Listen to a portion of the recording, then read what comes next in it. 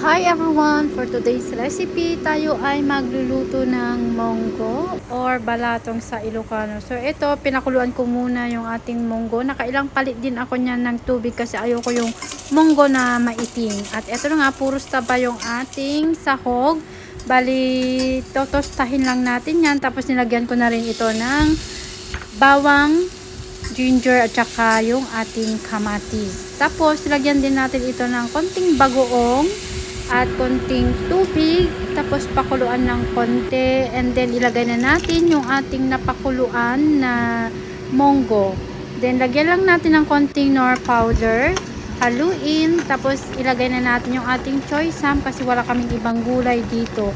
Tapos hinaluan ko na rin ng konting cabbage at konting halo lang, pakuluan lang ng konti at yun na.